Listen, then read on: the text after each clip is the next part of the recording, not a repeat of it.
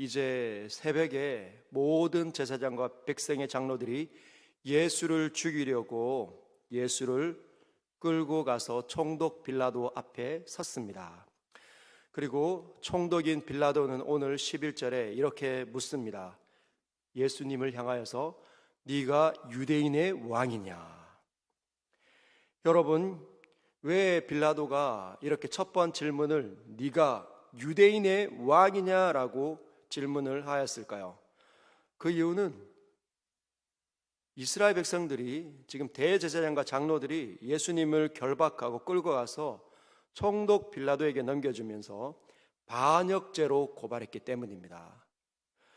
여러분, 반역죄가 아니면 예수님을 절대로 죽일 수 없다는 거죠.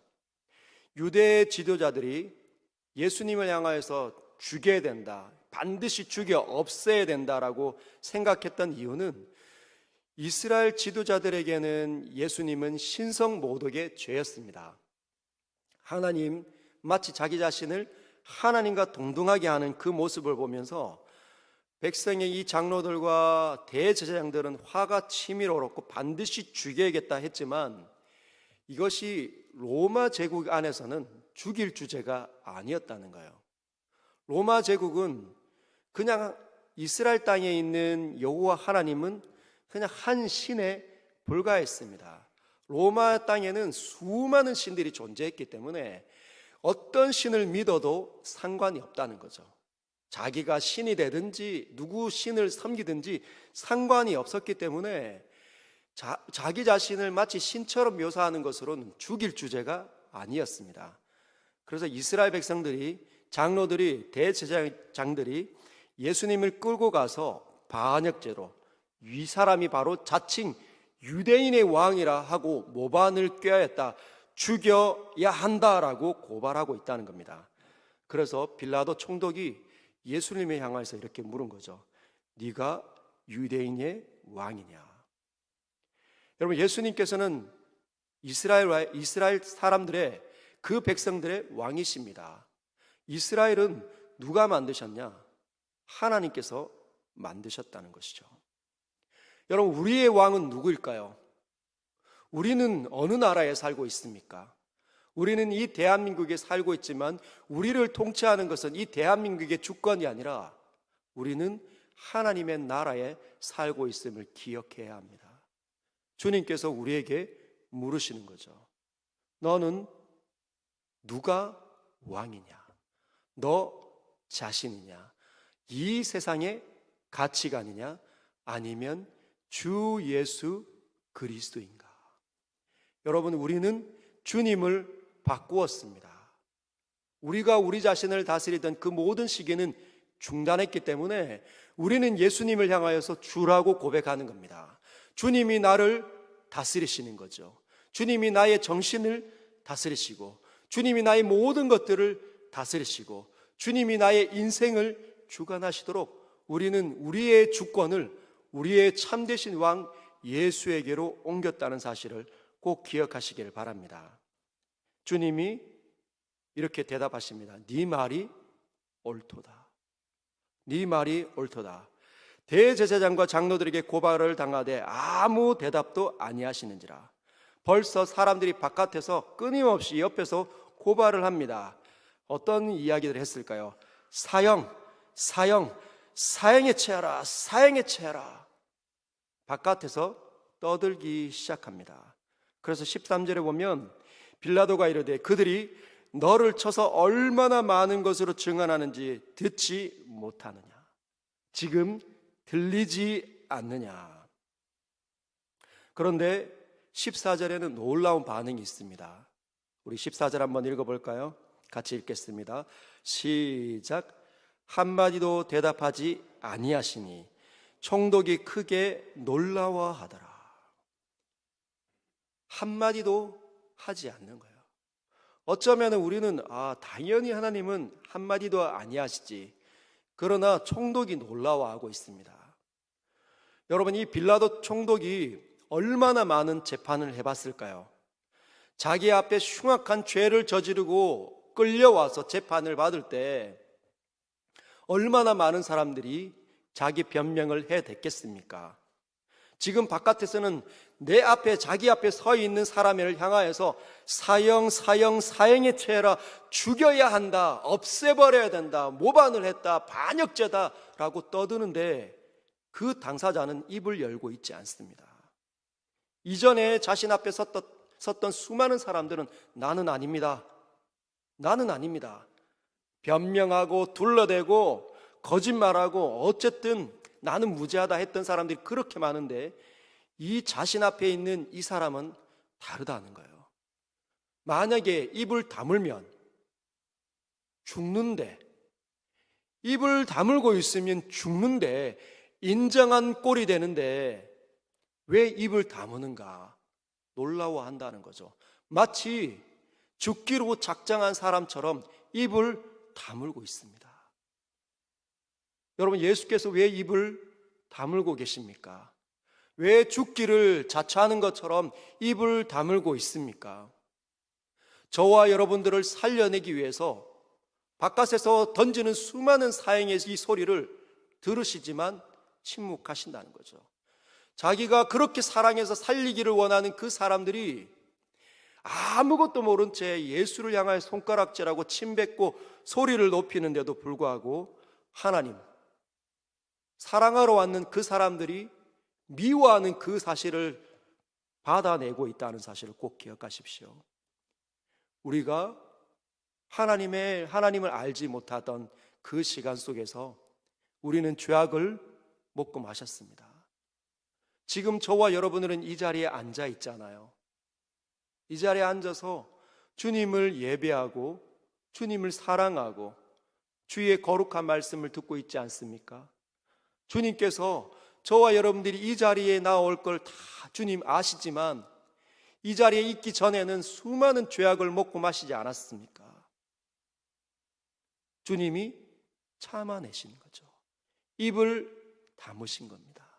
우리가 거짓말할 때, 남을 미워할 때, 남을 손가락질할 때, 나밖에 모를 때, 아무것도 아닌 일에 마음을 놓고 괴로워하고 눈물을 흘리는 그 순간 하나님 우리를 참아내셨다는 겁니다.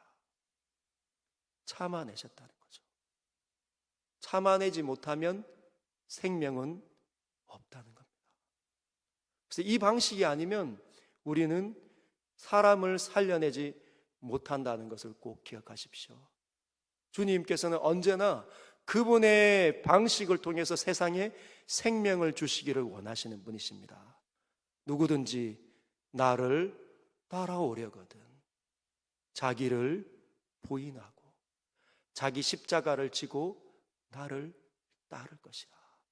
여러분, 사람을 살리기 위해서 침묵해내시길, 입을 다물어 보시길 주님의 이름으로 축복합니다. 15절 보면 이제 명절이 되면 총독이 무리의 청원대로 죄수 중 한 사람을 놓아주는 전례가 있었습니다. 풍습이 있었다는 거예요. 근데 그때 바라바라고 하는 유명한 죄수가 있었다고 합니다. 16절에 보면. 근데 16절에 있는 유명한이라는 이 단어는 악명 높다라는 뜻입니다. 악명 높다. 즉 바깥에 있는 모든 사람들이 알고 있는 사람, 악명 되게 높은 사람. 뭐라고 악명이 높았을까요? 나쁜 사람, 못된 사람, 사람을 함부로 깔보거나 죽였던 사람, 이렇게 얘기합니다. 다른 성경에서는 강도라고 이야기하죠. 근데 이 빌라도가 그 사람을 제안을 합니다. 17절에 보면 그들이 모였을 때 빌라도가 물어 이르되 너희는 내가 누구를 너에게 놓아주기를 원하느냐? 바라바냐? 그리스도라 하는 예수냐? 여러분, 왜 빌라도가 예수님과 이 바라바를 꺼내었을까요? 예수님과 바라바 둘 중에 누가 더 나쁘다고 이 지금 빌라도가 생각을 한 겁니까? 바라바가 훨씬 더 나쁜 놈이다. 사람들이 익히 알고 있다는 거죠. 그래서 빌라도는 예수님을 놓아주고 싶었던 것 같습니다. 그리고 너희가 그렇게 이렇게 떠드는데 아무리 떠든다 하더라도 두 사람 중에 한 사람 내가 놓아줄게. 누구를 선택할래? 그래서 흉악범을 제시를 한 겁니다. 누가 봐도 다 아는, 소문을 익히 들어서 마치 제일 나쁘다고 우리가 판단 내릴 수 있는 연쇄 살인범과 같은, 사람들이 이를 득실득실 그 가는 그 바라바를 꺼내어서 그들에게 준 거죠. 그런데도 불구하고 사람들은 떠들기 시작합니다.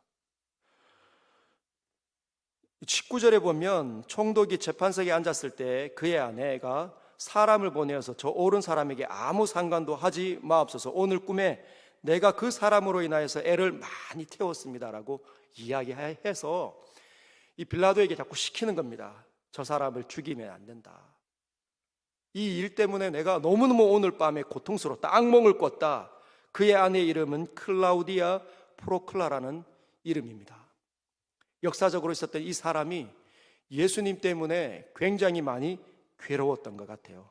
아무래도 예수님의 기적과 예수님의 어떤 천국의 복음의 메시지를 그가 들었던 것 같습니다.